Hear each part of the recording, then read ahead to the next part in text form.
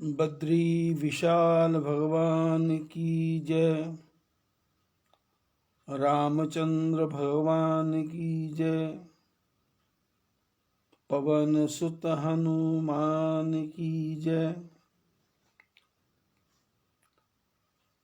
चैत्र मास के पवित्र महीने में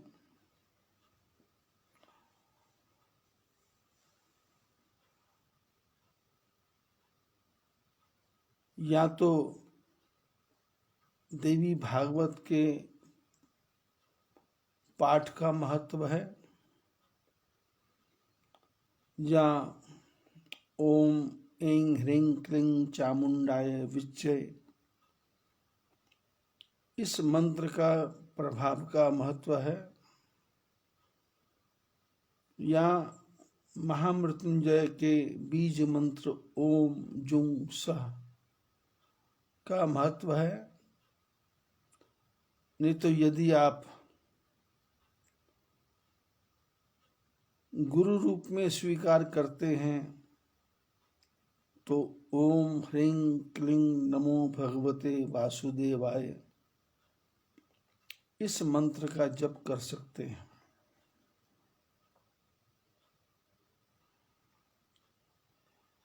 इस मंत्रों के जप का अर्थ ये है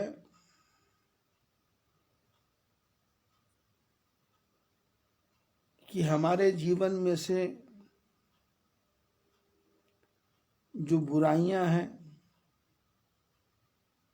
कष्ट हैं, दुख हैं, क्लेश हैं, वो दूर हो और परम शांति की प्राप्ति हो। लेकिन ये संसार है,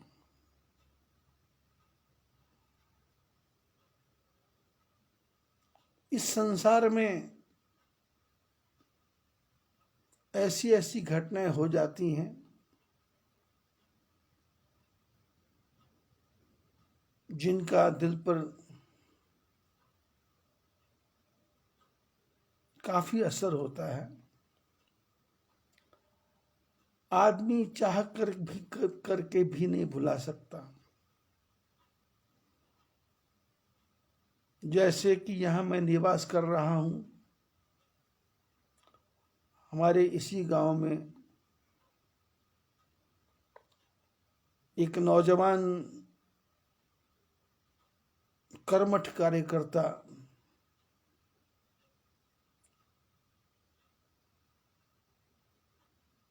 श्री विनोद पंत जी का मैंने सुना है कल स्वर्गवास हो गया।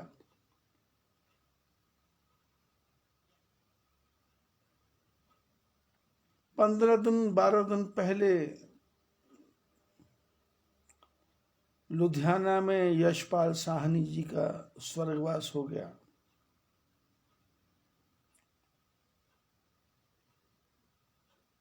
और शायद 6-7 दिन पहले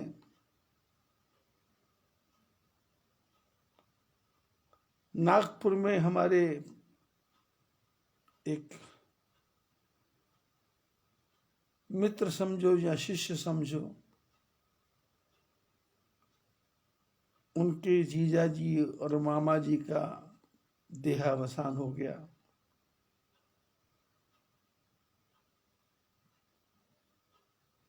तीन 4 महीने पहले युगल किशोर जी राठी जी का देहावसान हो गया। और 5-6 महीने पहले कैलाश डीडवानिया जी का देहांत हो गया।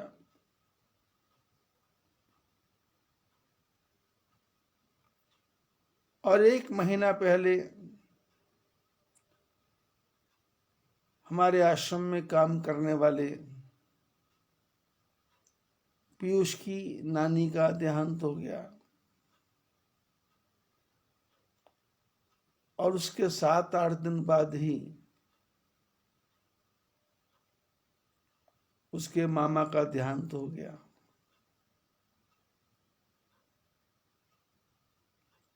ये तो वो लोग हैं जिनको मैं जानता हूं।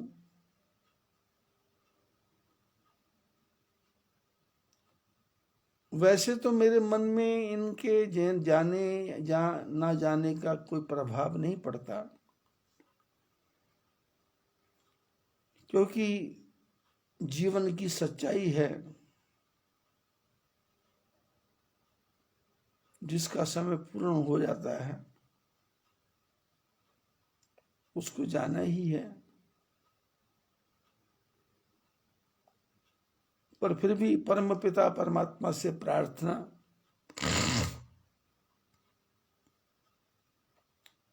कि जो भी आत्मा हमारे से बिछुड़ गई है उन सब का वैकुंठ में वास हो। परमात्मा उनको अपने चरणों में जगा दे और उनके परिवार को सहन करने की शक्ति दे, क्योंकि बिना सहन किए तो आदमी कुछ कर ही नहीं सकता। क्या करेगा?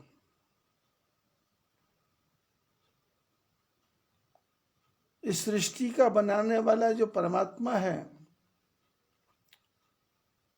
उसने किसको किस समय कहाँ भेजना है इसको वही जान सकता है, बाकी हम और आप कोई नहीं जान सकते।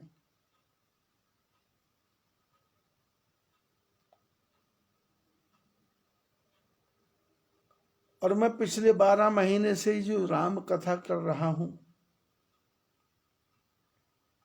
या कोई भी प्रसंग में चला रहा हूं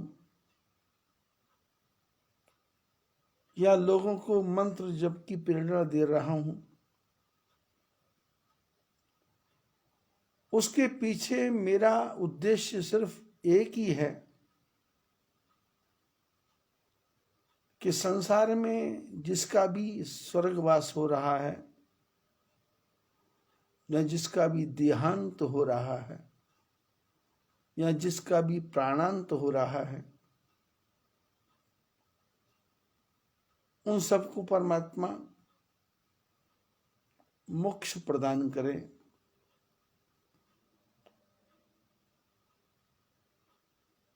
और उनके परिवार को भगवान की भक्ति करने की शक्ति प्रदान करे।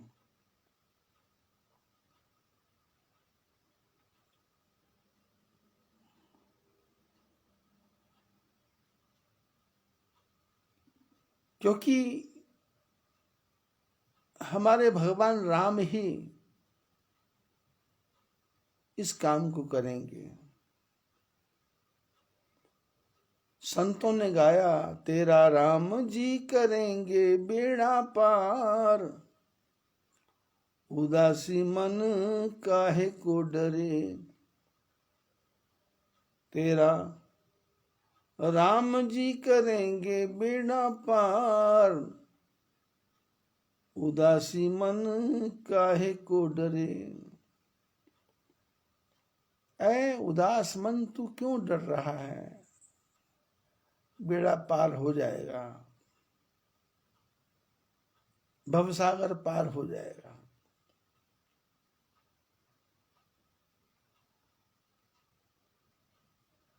अपने नित्य के प्रसंग में, चैत्र मास में के नित्य के प्रसंग में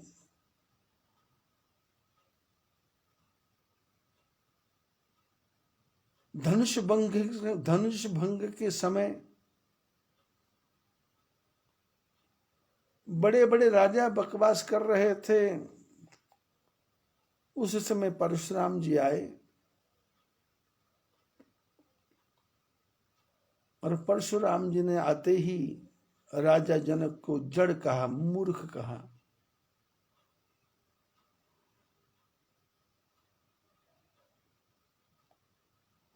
यदि हम इस प्रसंग को ही देखें तो एक तरफ भगवान रामचंद्र हैं, एक तरफ परशुराम हैं, एक तरफ लक्ष्मण हैं, एक तरफ विश्वामित्र हैं और एक तरफ विश्व के संसार के बड़े बड़े राजा आए हुए हैं। देवता भी भेष बदल के आए हैं, राक्षस भी भेष बदल के आए हैं धनुष भंग करने के लिए। और धनुष किसी से टूटा नहीं,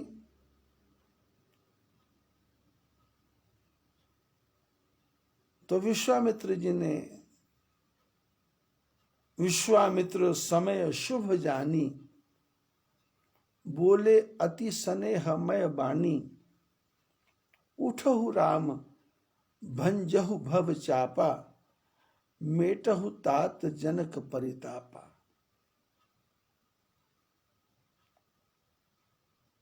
विश्वामित्र जी ने समय शुभ जाना,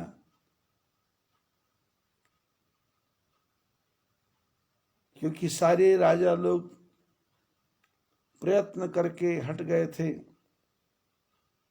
जनक महाराज ने सबको चेतावनी भरे शब्दों में कहा था कि अब विवाह की आस छोड़ करके अपने अपने घर चले जाओ,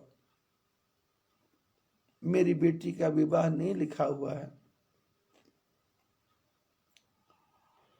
लेकिन कोई भी राजा जाने को तैयार नहीं।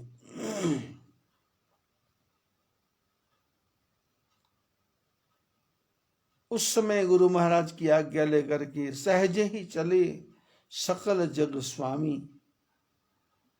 सारे संसार के जो मालिक परमात्मा भगवान राम, वो आराम से उठे।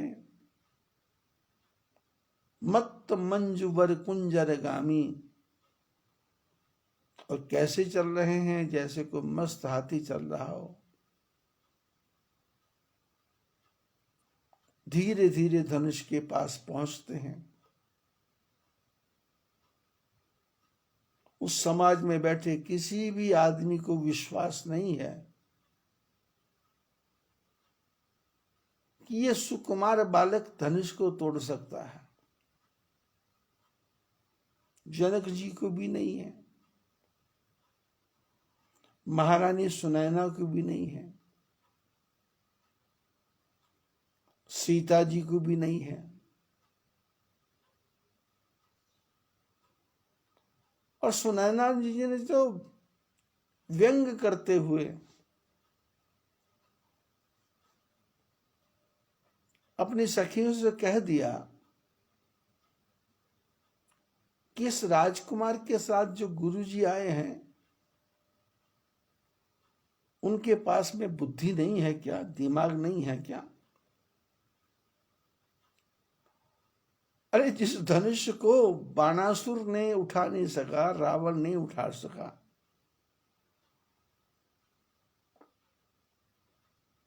बड़े बड़े राजा नहीं उठा सके, उस धनुष को ये बच्चा कैसे उठाएगा?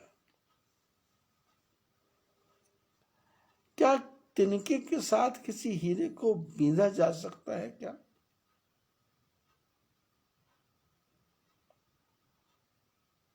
जनक महाराज इतने बुद्धिशाली हैं, शतानंद जी बुद्धिशाली हैं, वो बोल नहीं सकते कि इस बच्चे को मत भेजो, धनुष टूटेगा नहीं और इसका अपमान हो जाएगा।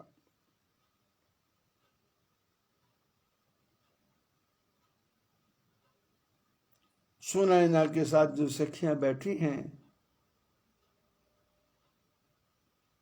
वो सुनैना को आश्वासन देती हैं कि जिस बालक को आप छोटा सा बालक समझते हो,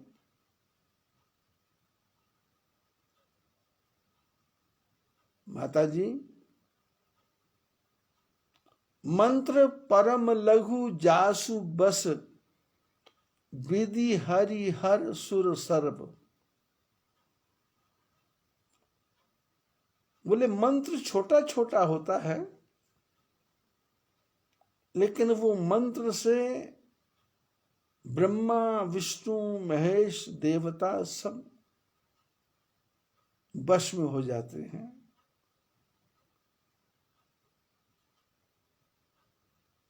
जिस बालक को आप देख रही हो ये छोटा मोटा बालक नहीं है।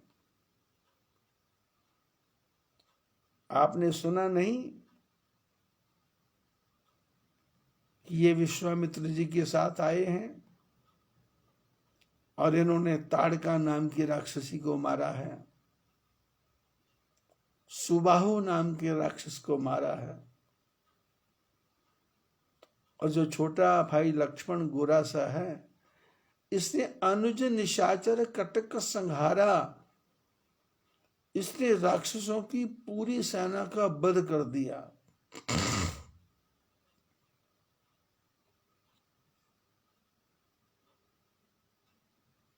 और इसके साथ साथ ये जो राम हैं धनुष तोड़ने जा रहे हैं, इनके चरणों की धूल में ही इतनी शक्ति है कि गौतम नारी श्राप बस उपल देह धरि धीर, चरण कमल रज चाहती कृपा करहु रघुवीर। पर सत पद पावन शोकन सावन प्रगट भई तप पुंज सही। गौतम की पत्नी अहिल्या को इन्होंने अपने चरण की धूल लगाई और उसमें से गौतम की पत्नी अहिल्या के प्राण आ गए और वो भगवान के चरणों में प्रणाम करके गए पति लोक आनंद करी, अपने पति के लोक को चली गई। आप चिंता मत करें। सूर्य कितना छोटा होता है, जब वो सूर्य निकलता है तो सारे संसार के अंधकार को दूर कर देता है।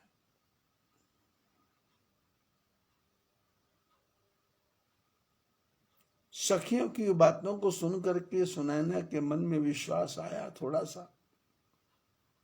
पूरा तो नहीं आया, लेकिन मन का भ्रम थोड़ा दूर हुआ।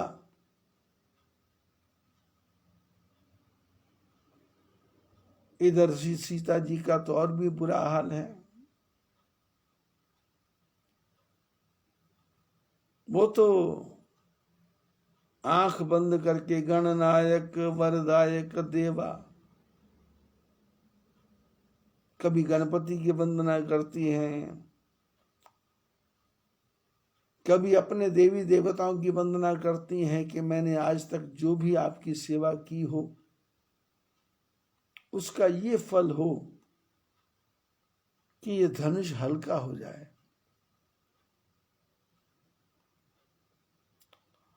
और जनकपुर के रहने वाले जो वासी हैं उनके मन में भी एक ही कामना है कि धनुष की शक्ति, धनुष की जड़ता लोगों के ऊपर पड़ जाए और धनुष हल्का हो जाए और ये राम धनुष को तोड़ दें।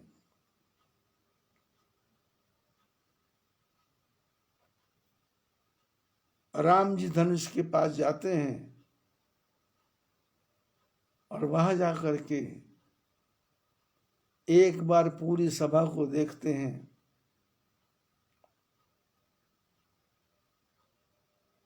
और क्या हालत है सभा की। चित्र लिखे से देख ऐसे पर लगता है जैसे ये कोई भी जिंदा नहीं है, सब स्तब्ध हैं, टकटकी लगा के देख रहे हैं।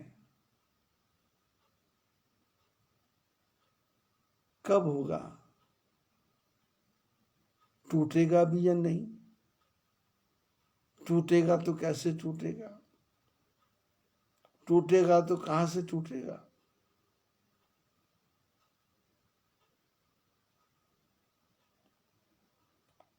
और लक्ष्मण जी का ध्यान राम जी की तरफ है।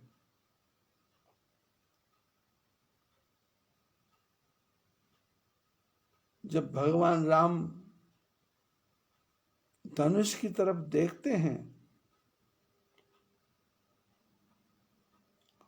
और चारों तरफ सीता जी की तरफ देखते हैं, उसके हृदय के प्रेम को देखते हैं। तो लेत चढ़ावत खेचत गाढ़े, काहू न लखा देख सब ठाड़े। तहि क्षण मध्य राम धन तोड़ा, भरी भुवन धुनि घोर।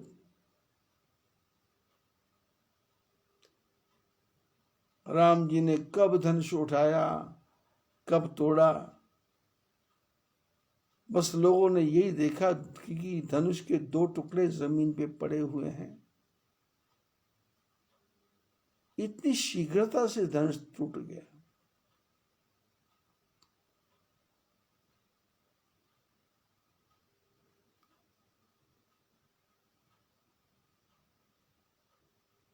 ये धनुष टूटने का प्रसंग क्या है?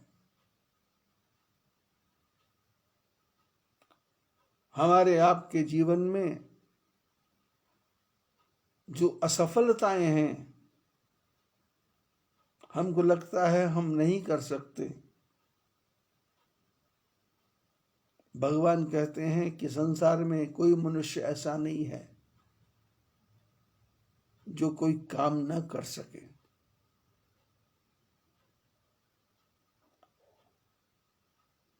आपका मन सच्चा है, आपका मन दृढ़ है, आपका दृढ़ प्रतिज्ञा है, आप किसी संसार के किसी भी कार्य को करने में सक्षम हैं। मनुष्य परमात्मा को धरती पर उतार लेता है।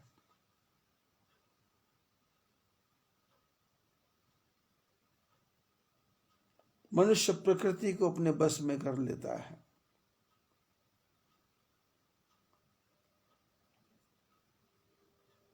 मनुष्य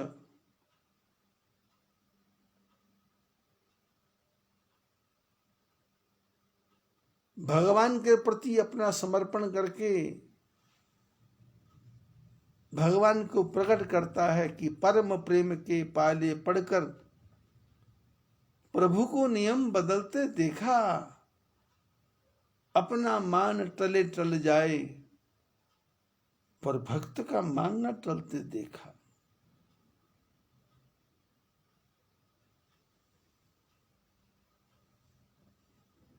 और आपने इसी प्रसंग में देखा कि परशुराम जी आए, राजा लोग शरणों में प्रणाम कर रहे हैं, डर रहे हैं।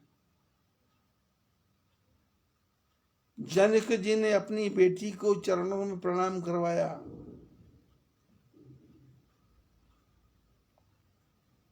विश्वामित्र जी ने राम लक्ष्मण को परशुराम जी के चरणों में प्रणाम करवाया। और परशुराम जी ने सीता जी को भी आशीर्वाद दिया, राम लक्ष्मण जी को भी आशीर्वाद दिया। मतलब कि जिसका भय था कि व्यवस्था बिगड़ जाएगी, परशुराम जी के क्रोध से वातावरण खराब हो जाएगा, उसको पहले ही जनक महाराज और विश्वामित्र जी ने उस समस्या का समाधान कर लिया था। जब राम जी ने परशुराम जी को प्रणाम किया तो एक बार तो परशुराम जी भी राम जी को देख करके आश्चर्यचकित हो गए।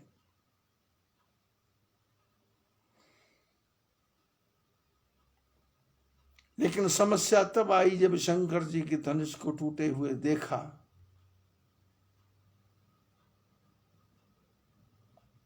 तो परशुराम जी ने कुछ अपशब्दों का प्रयोग किया।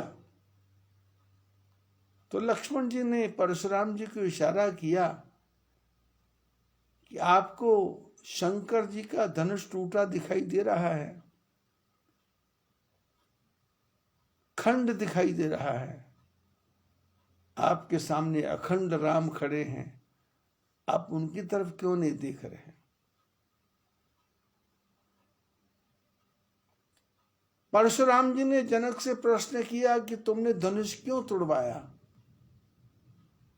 अरे धनुष तुड़वाने की चीज होती है क्या? तो जनक महाराज यदि कह सकते थे तो बोल सकते थे कि शंकर जी ने मेरे को धनुष दिया, बाण दिया ही नहीं, जब बाण दिया नहीं तो अब इस धनुष को रख के मैं क्या कर सकता था? अब इसको तोड़ना ही बाकी था।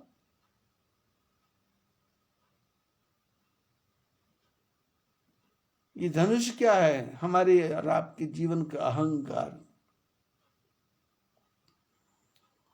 हमारे आपके जीवन का अहंकार खत्म हो जाएगा तो सारी संसार की सारी समस्याओं का समाधान हो जाएगा।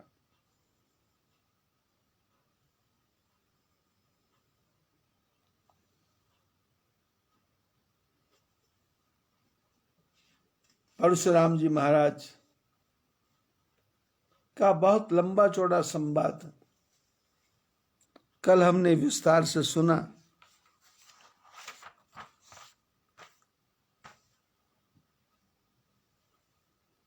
और अंत में परशुराम जी ने एक चैलेंज दिया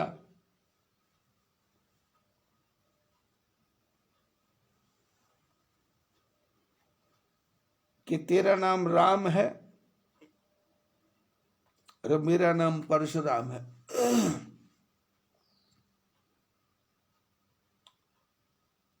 बोले बस अब एक ही तरीका है कि करी संग्राम, मेरे साथ संग्राम करो, ना ही तो छाड़ कहब रामा, नहीं तो राम कहलाना छोड़ दो। राम जी ने कहा कि परशु सहित बड़ नाम तुम्हारा। प्रभु आपका नाम तो परशुराम है और मेरा नाम तो सिर्फ राम है। राम मात्र लघु नाम हमारा, हमारा तो एक छोटा सा नाम राम है। और महाराज हम क्षत्रिय हैं, आप ब्राह्मण हैं, हम तो आपसे बिल्कुल हारे हुए हैं। आपकी यदि इच्छा हो, आपको लगे धनुष टूटा, गलत हो गया, तो आपके पास ये फरसा है, मेरी गर्दन आपके सामने है, अपने फरसे से इस गर्दन को काट दो। आपके मन का समाधान होना चाहिए।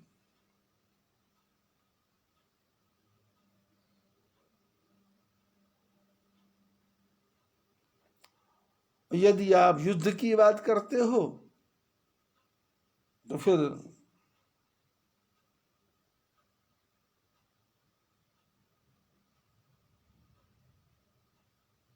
भगवान राम बोले, जो हम निद्रहि विप्र वदि, सत्य सुनो भिगुनाथ, तो अस को जग सुभट जही, भय वस नावे माथ। बोले यदि हम लोग ब्राह्मणों का अपमान करने लगे, परशुराम जी महाराज,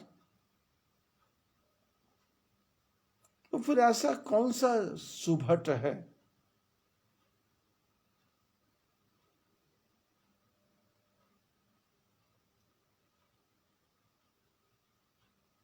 भय वस नावहि माथ। राम जी ने कहा, देव दनुज भूपति भट नाना, समबल अधिक हो बलवाना, जो रण हमें पचारे को, लरही सुखैन काल किन हो। भगवान राम बोले, यहां तक हमारी बात है, देवता हो, राक्षस हो, राजा हो, बड़े भारी पहलवान भट्ट हो, अपने से बलवान हो, यदि को हमारे को युद्ध भूमि में ललकारता है तो हम लड़ने में पीछे नहीं रहते, युद्ध करने में हम पीछे नहीं रहते।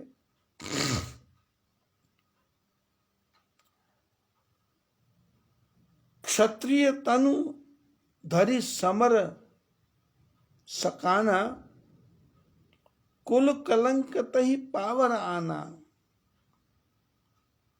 कहूं सुभाव न कुल ही प्रशंसी, कालहु डरे न रण रघुवंशी।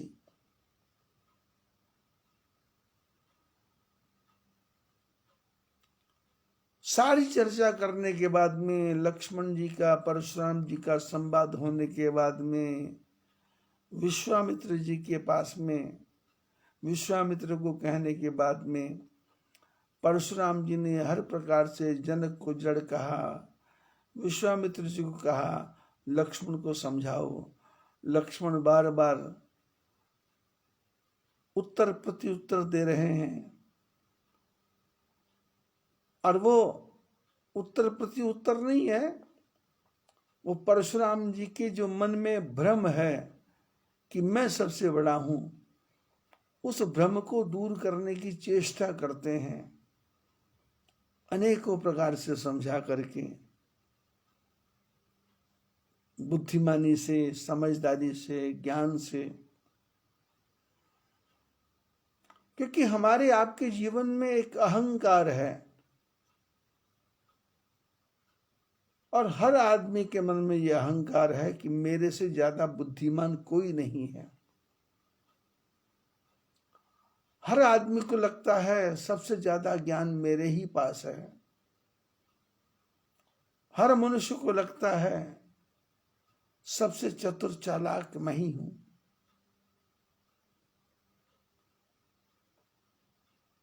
संतों ने कहा चतुराई चूल्हे पड़े, भट्ठी पड़े अचार,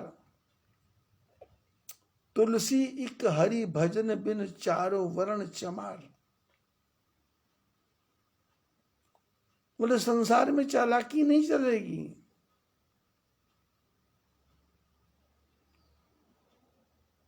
ये हमारे पास जो दिमाग है, इसमें से कोई एक पेच भी ढीला हो जाए तो आदमी निष्क्रिय हो जाता है।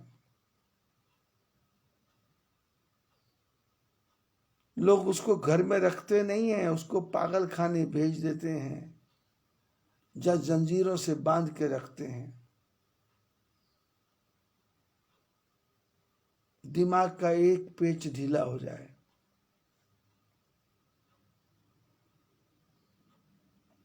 ये चलता फिरता शरीर है, इसमें लकवा आ जाए तो आदमी अपनी नित्य की क्रिया भी नहीं कर सकता,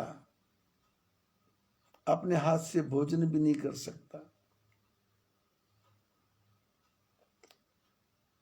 यदि शरीर में कांपने की वायु आ जाए, हाथ पैर कांपने लग जाएं, तो वो थाली में से उठा के भोजन भी नहीं कर सकता।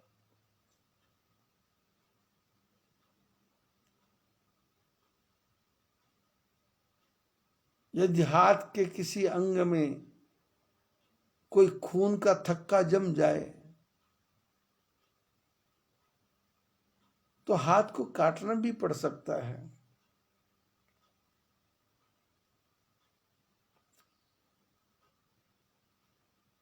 डायबिटीज है, शुगर कम हो जाए तो आदमी अच्छा भला चंगा निष्क्रिय हो जाता है, और शुगर ज्यादा हो जाए तो भी निष्क्रिय हो जाता है। ब्लड प्रेशर हाई हो जाए तो भी दिमाग काम नहीं करता, और ब्लड प्रेशर कम हो जाए तो भी आदमी काम नहीं कर सकता।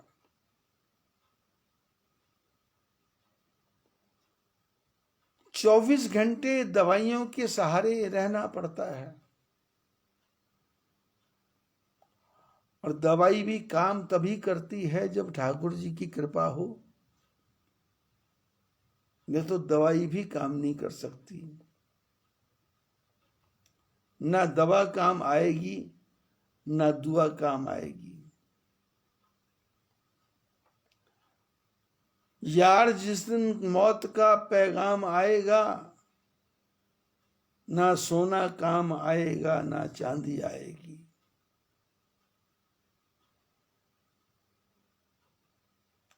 आखिर के जब समय में यम पकड़ेगा आए, उसको भी क्या कहेगा मुझको फुर्सत ना है।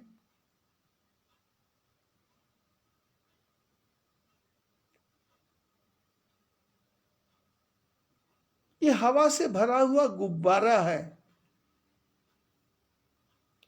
छोटी सी पिन गुब्बारे में चुभ जाए, उसकी सारी हवा निकल जाती है। ऐसे ही मनुष्य का शरीर हवा का गुब्बारा है।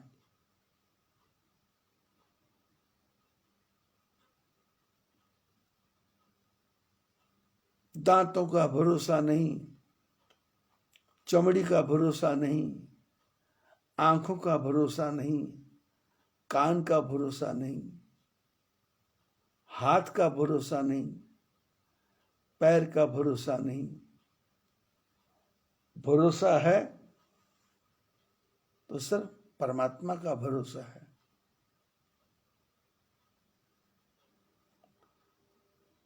ये परशुराम जी और राम जी का जो संवाद है,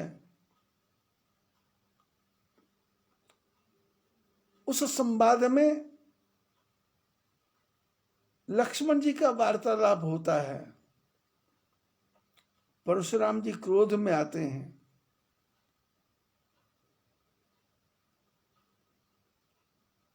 परशुराम जी कहते हैं राम से कि तुम्हारा भाई तुम्हारे बस में नहीं है। तो राम जी इशारे से ही लक्ष्मण को इशारा करते हैं। नैन तरे रे राम, आंखें थोड़ी आंख टेढ़ी करते हैं। लक्ष्मण जी गुरु महाराज के पास जाके बैठ जाते हैं। राम जी परशुराम जी को समझा रहे हैं कि बालक तो आंख की भाषा को समझता है। हमारे आपके जीवन में समस्या यह है कि हमको आंख की भाषा समझाना नहीं आता।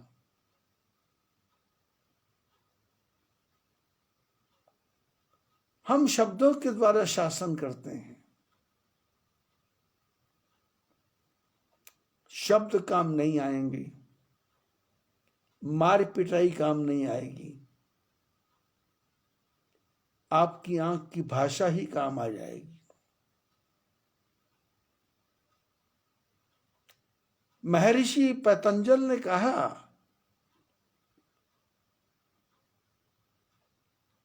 कि अहिंसा प्रतिष्ठायाम तत्सन्निधो वैरत्यागः। यदि आपके मन में किसी के प्रति बुरी भावना नहीं है तो सामने वाला भी आपसे कभी वैर नहीं करेगा, विरोध नहीं करेगा। आप क्रोध नहीं कर रहे हैं, इसका पता कैसे लगेगा कि सामने वाला जो क्रोधी आया है वो क्रोधी सामने आकर के शांत हो जाए। परशुराम राम जी का संवाद क्या है? सारा घटनाक्रम होने के बाद में अंत में भगवान राम जी ने चेतावनी के रूप में परशुराम जी को कहा कि आप ये फरसा लेके आए हो, धनुष बाण लेके आए हो, और आप चेतावनी दे रहे हो।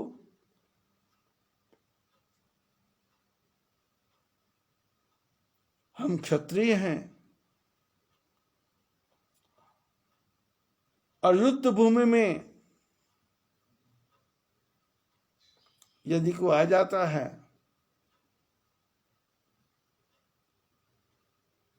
तो मैं अपने स्वभाव की बात नहीं करता, अपने कुल की प्रशंसा नहीं करता, पर कालहु डरे ही न रण रघुवंशी। हम रघुवंशी हैं, हम काल से भी डरते नहीं हैं। काल क्या बिगाड़ेगा?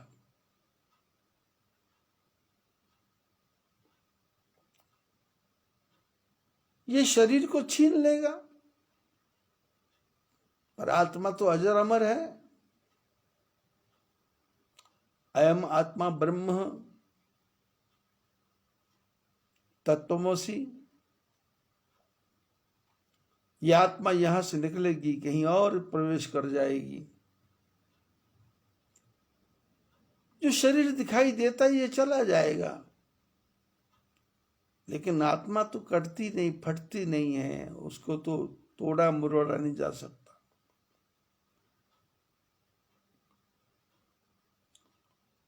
राम जी ने परशुराम जी को कहा कि आप ब्राह्मण हैं, विप्र वंश के अस प्रभुताई, अभय होई जो तुम ही डराई। राम जी ने कहा आप ब्राह्मण हैं और आप में आपकी विशेषता ये है कि जो आपसे डरता है उसका भय खत्म हो जाता है। सोनी मृदु गूढ़ बचन रघुपति के, उघरे पटल पर सुधर मर्ति के। राम जी ने इतने सुंदर शब्दों से, सौम्य भाषा में, प्रेम भरी भाषा में परशुराम जी से संवाद किया कि उन बातों को सुनते सुनते जो परशुराम जी की बुद्धि के ताले बंद थे वो सब ताले खुल गए। राम जी ने ऐसी चाबी लगाई कि परशुराम जी की बुद्धि का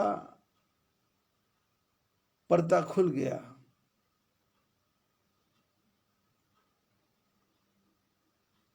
परशुराम जी समझ गए जिनसे मैं बहस कर रहा हूं ये कोई छोटा मोटा आदमी नहीं है।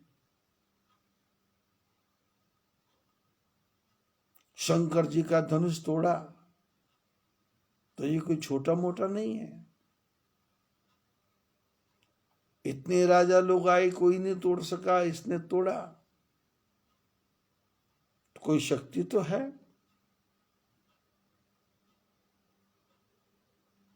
तो परशुराम जी के मन में विचार आया तो अब क्या करना चाहिए जिससे फाइनल टच हो जाए,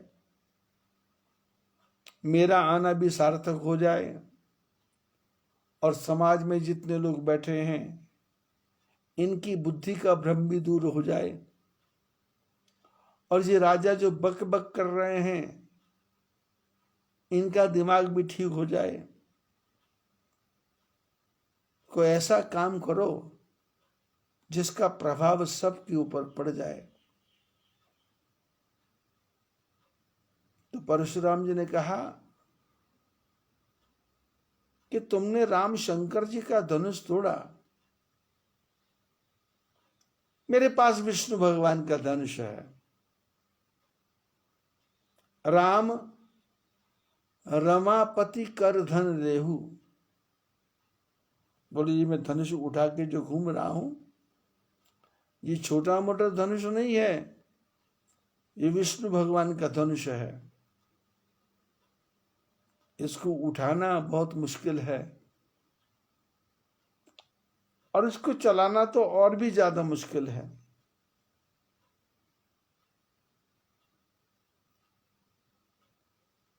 मेरे मन में तुम्हारे प्रति संदेह बना हुआ है कि तुम हो कौन,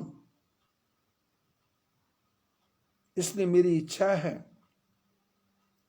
कि ये विष्णु भगवान का धनुष तुम चला करके दिखाओ। राम रमापति कर धन लेहु, खेचहु मिटही मोर संदेहु। बोले इसको खेचो अपनी तरफ, इसकी डोरी को चढ़ा के दिखाओ, जिससे मेरा संदेह दूर हो जाए, क्योंकि संदेह बना हुआ अभी तक, मैं सेटिस्फाइड नहीं हुआ, संतुष्ट नहीं हुआ। मेरी संतुष्टि के लिए ये विष्णु भगवान के धनुष को पकड़ो और इसको खींचो। काकभूषुंड कहते हैं, गरुड़ जी, परशुराम जी ने कहा विष्णु भगवान के धनुष को लो, और परशुराम जी ने धनुष दिया। देत चाप आप ही चली गए हो। परशुराम जी ने दिया और राम जी ने लिया नहीं, लेकिन वो धनुष अपने आप भाग करके राम जी के हाथ में पहुंच गया। सारा समाज देख रहा है कि ये क्या हुआ, ये कोई चुंबक है क्या, ये कोई मैग्नेट है क्या, ये कोई मिरेकल है क्या, ये कोई जादू है क्या।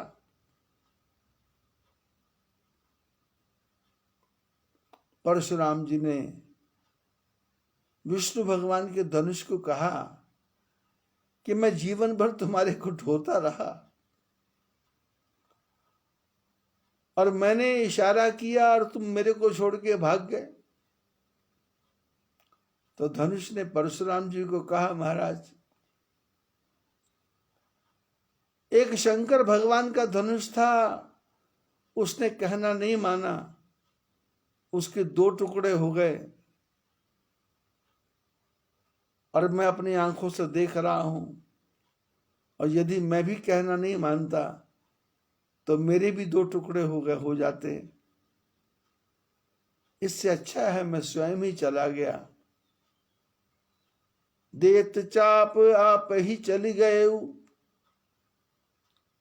परशुराम मन विस्मय भय। परशुराम जी को तो एकदम अचंभा हो गया, क्या 1 2 3।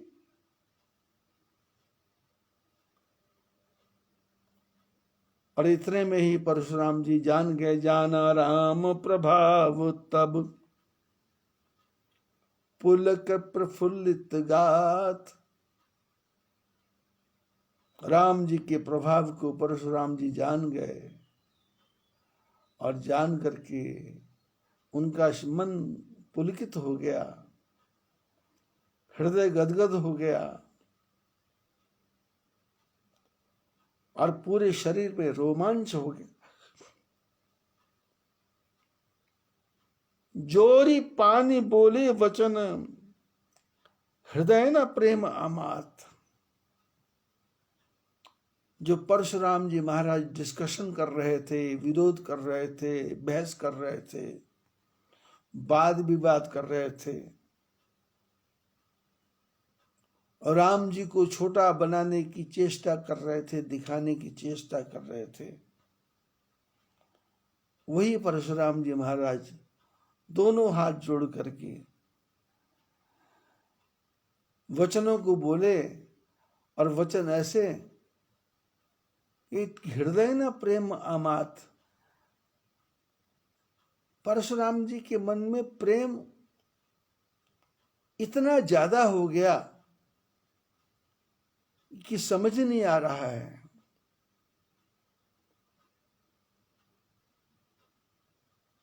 कि मैं किस प्रकार से इस परमात्मा राम जी का धन्यवाद करूं।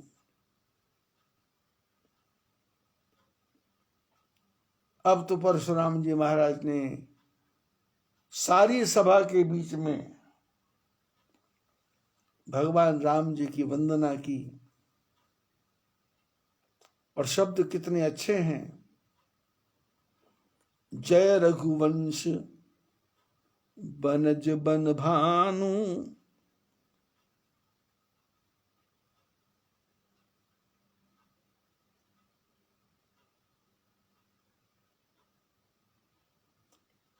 बोले हे परमात्मा राम, आप संसार के कमलों को खिलाने वाले सूर्य हैं। गहन दनुज कुल दहन कृषानु, और आप संसार की बुराइयों को विनाश करने के लिए अग्नि के समान हैं।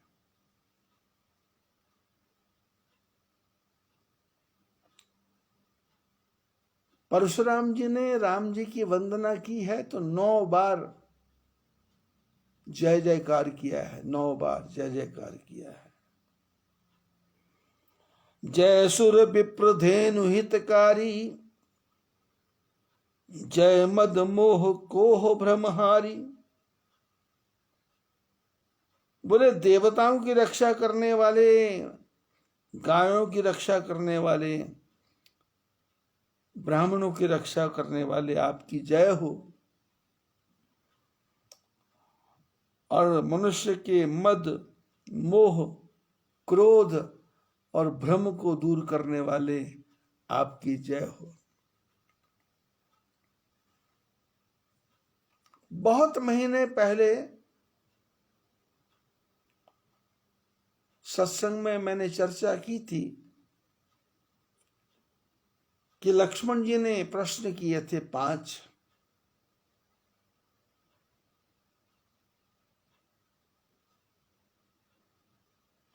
और कहा था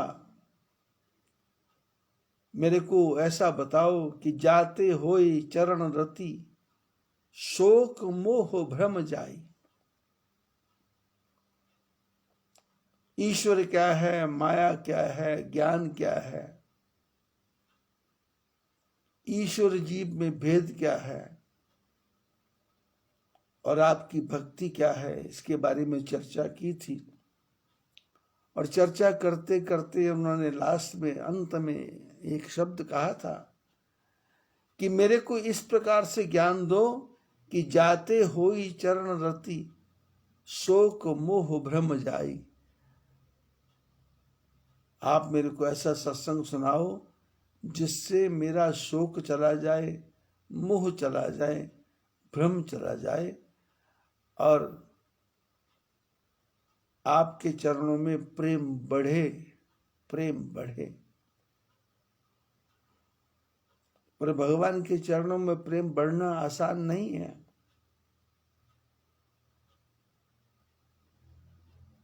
सृष्टि में चारों तरफ हाहाकार मचा हुआ है, प्रकृति का भी कुछ पता चलता नहीं।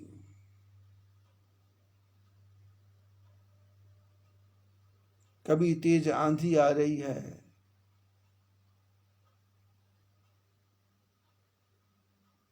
कभी भूकंप आ रहा है, क्योंकि शनि महाराज के जाने का समय आ रहा है। आज गुवाहाटी में ही भूकंप आ गया, गंगटोक में ही भूकंप आ गया रात्रि को। कई जंगलों में आग लग रही है, कहीं आर्मेनिया अजरबैजान में युद्ध चल रहा है।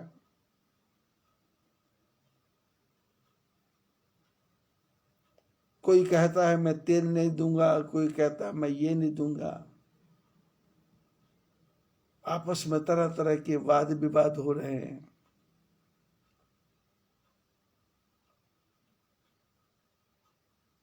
और संसार के वाद विवादों को सुन करके हमारे आपके जैसे जो साधारण मानव है, उनकी बुद्धि विकृत हो जाती है। समझ नहीं आता है कि क्या ठीक है, क्या गलत है। पर मेरे को तो एक ही बात समझ आती है, ये दुनिया बनाना और बना के फिर चलाना बस उसी का काम है। बड़ा जबरदस्त उसका इंतजाम है, बड़ा जबरदस्त उसका इंतजाम है। भगवान की प्रबंध व्यवस्था, उसके बारे में क्या बोला जा सकता है, क्या समझाया जा सकता है।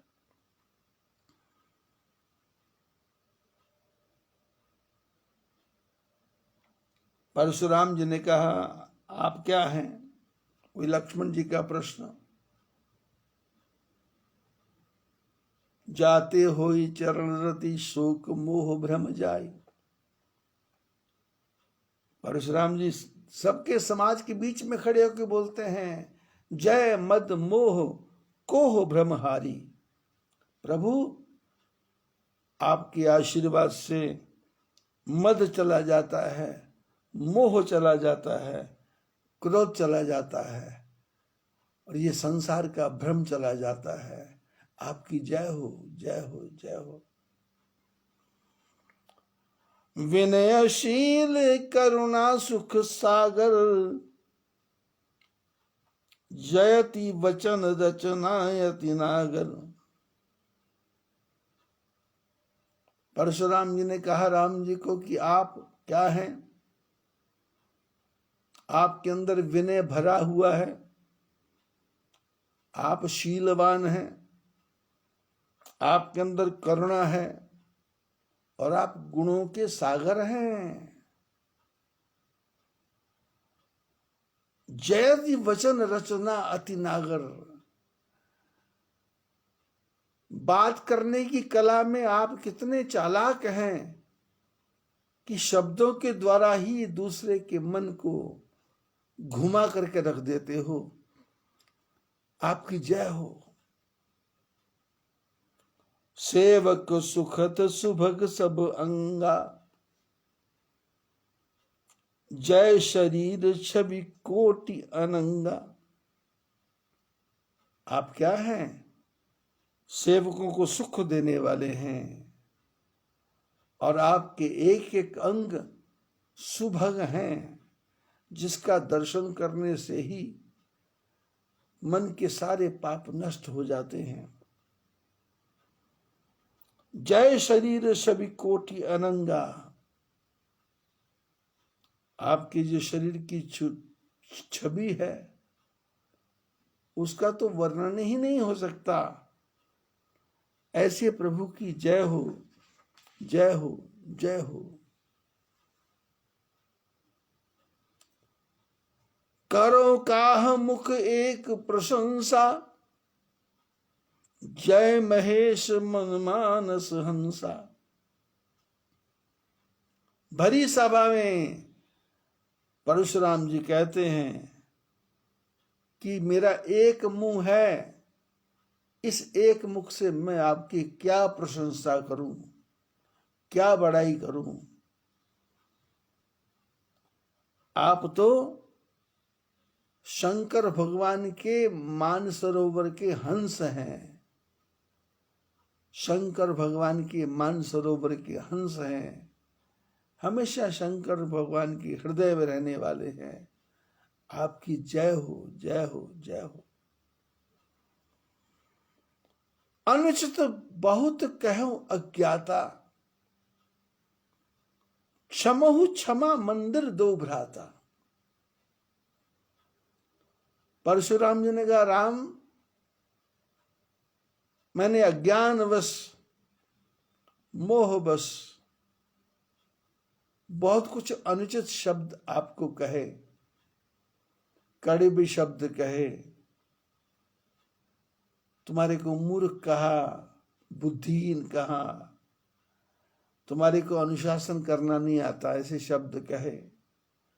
तुम्हारा भाई तुम्हारे बस में नहीं है, तुमने धनुष को तोड़ दिया, तुमको अहंकार हो गया,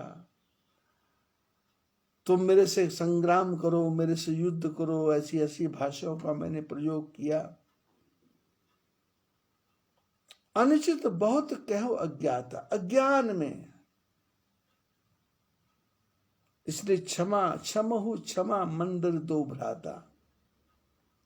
आप दोनों भाई, राम लक्ष्मण दोनों भाई, आप क्षमा के मंदिर हो, आप मेरे को क्षमा करो, मेरे को क्षमा करो, मेरे को क्षमा करो।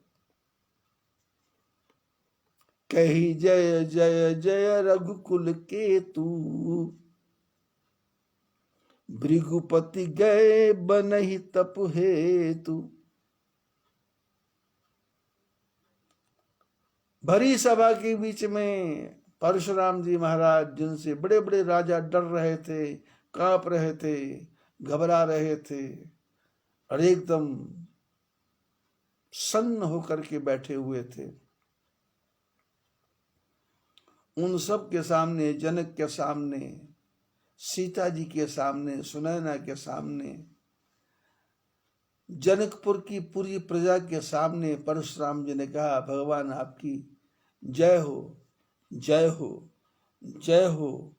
ऐ रघुकुल केतु, रघुवंश के ध्वजावाहक, आपकी जय हो।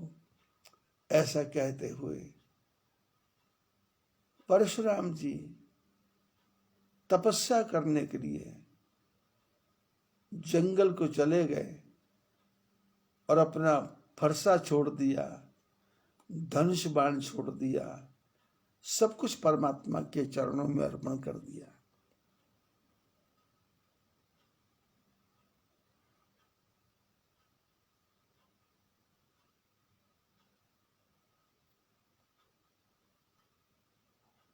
और ऐसा कह करके जब परशुराम जी जंगल की तरफ चले गए, तो जो बड़े बड़े राजा बकवास कर रहे थे, फालतू की बातें कर रहे थे, वो सब डर गए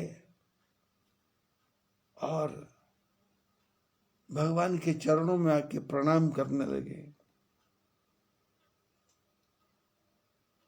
और आकाश में देवता सब देख रहे हैं, देवन दीनी धुंधवी, प्रभु पर वर्ष ही फूल, हर्षे पुर नर नारी सब, मिटी मोहमय सूल।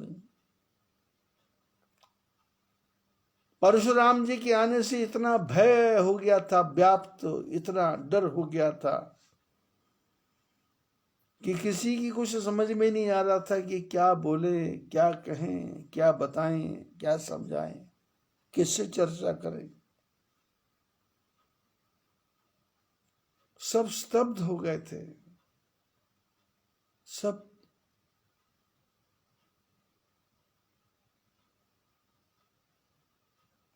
किसी की भी कुछ समझ नहीं आ रहा था।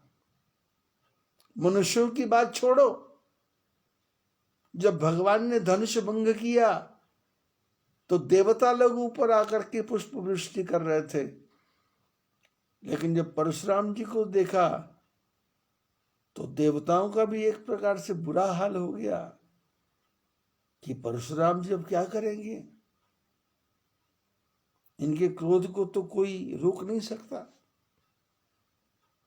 लेकिन जब परशुराम जी राम जी की 9 बार जय जयकार करके गए तो देवताओं ने धुंध भी बजानी शुरू कर दी, पुष्प वर्षा हो गई और जनकपुर के जितने भी स्त्री पुरुष थे सब एकदम हर्षित हो गए। और जो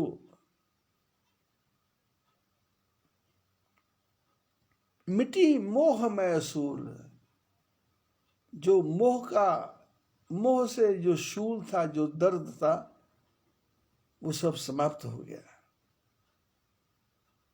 भगवान राम जी की कृपा से जनकपुर के जितने लोग हैं उनका सारा शूल दूर हो गया। तो उन्हीं भगवान राम जी के चरणों में हम प्रणाम करते हैं कि प्रभु अब संवत का आखिरी समय है, 7-8 दिन बाकी हैं, इस कोरोना को भी आप वापस बुला लो और संसार को अपना काम करने दो। दुनिया त्रस्त है, डिप्रेशन में है, घरों के अंदर बैठ करके दिमाग काम नहीं कर रहा है। आप ही बेड़ा पार करेंगे। तेरा राम जी करेंगे बेड़ा पार, उदासी मन काहे को डरे। तो आप जितने लोग भी कथा सुन रहे हैं, ज्ञात अज्ञात रूप में, क्योंकि जब मैं कथा करता हूं तो मेरे सामने पूरा ब्रह्मांड होता है, पूरा ब्रह्मांड। हनुमान जी भी होते हैं, राम जी भी होते हैं, लक्ष्मण भी होते हैं, सारे देवी देवता होते हैं।